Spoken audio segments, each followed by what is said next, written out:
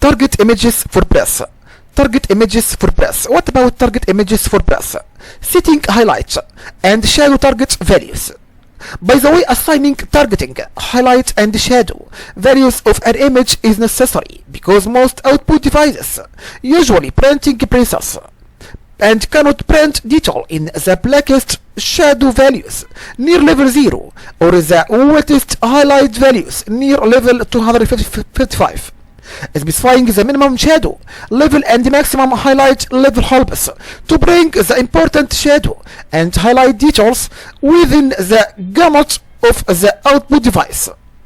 And if you are printing an image on a desktop printer and your system is color managed, by the way, doesn't set target values, and the Photoshop color management system automatically makes adjustments to the image you see on the screen so that it prints properly on your profiled desktop printer.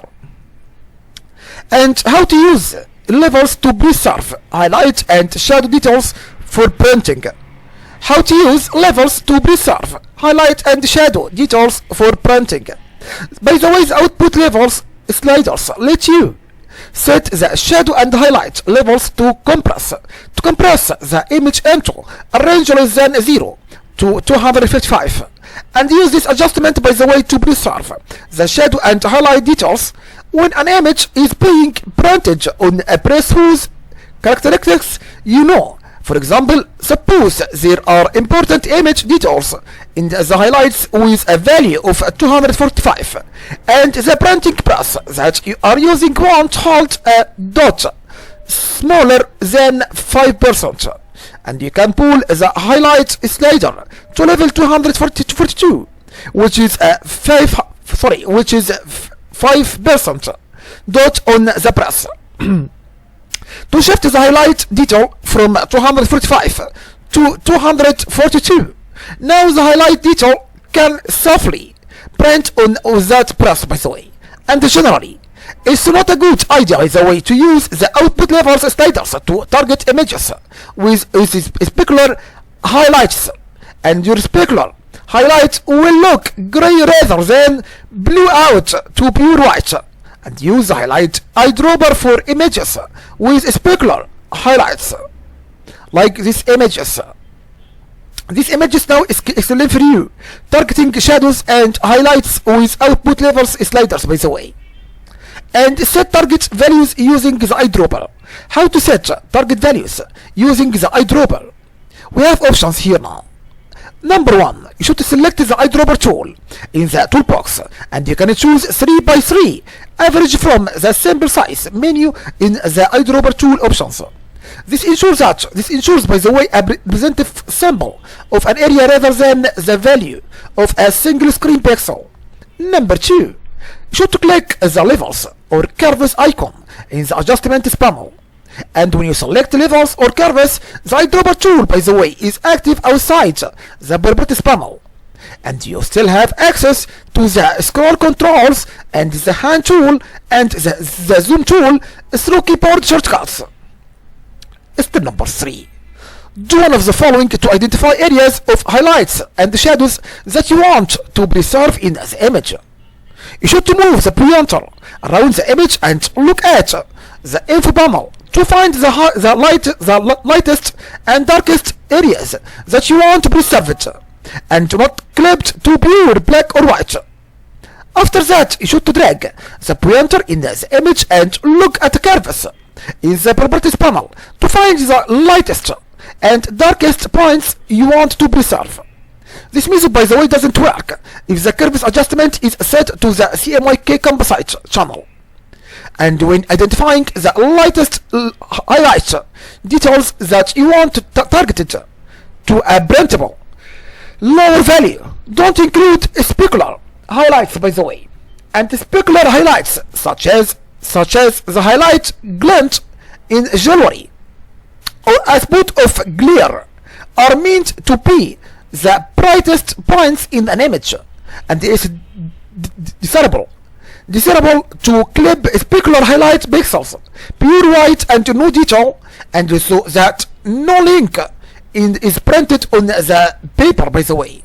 And you can also use the 3-hold command to identify representative highlights and shadows before accessing levels or curves.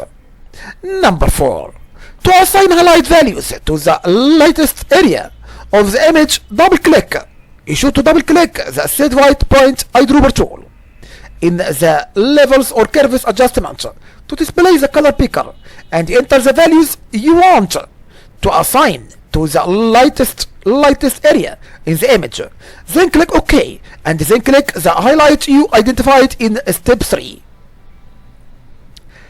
And if you accidentally click the wrong highlight, click the reset button in the adjustments panel. And depending on the output device, you can achieve, by the way, a good highlight in an average key image using CMYK values of 5 and 3 and 3 and 0 respectively when you are printing on white paper, and an approximate RGB equivalent in 244 and 244 and an approximate grayscale equivalent is an 4% dot.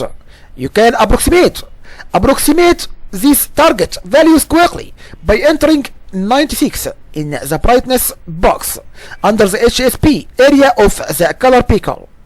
And with a low-key image, by the way, you may want to set the highlight to a lower value to avoid too much contrast, and experiment with brightness values from 96 through 80. And the pixel values, by the way, are adjusted throughout the image to the new highlight values, and any pixels lighter than the area you clicked are clipped, and they are adjusted to level 255 pure white. And the info panel, by the way, shows the values both before and after the color adjustment. Like this screenshot, this image. Setting the target value for the set white point eyedropper tool and then clicking a highlight to assign in it the target value. Step number 5. To assign shadow values to the darkest area of the image that you want preserved, you should double click the set black point eyedropper, set white black point eyedropper, set white black point eyedropper,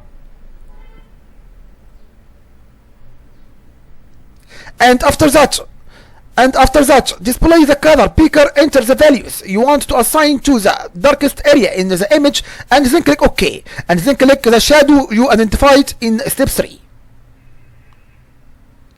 Okay, so when you are printing on white paper, you can usually achieve a good shadows, by the way, in an average key image using CMYK values of 65 and 53 and 51 and 95. An approximate RGB equivalent is 10, and an approximate grayscale equivalent is a 96% dot. And you can also approximate these values quickly by entering 4 in the brightness box under the HSP area of the color picker. And with a high key image, you may want to set the shadow or a higher value. To maintain detail in the highlights, experiment with brightness values from 4 through 20.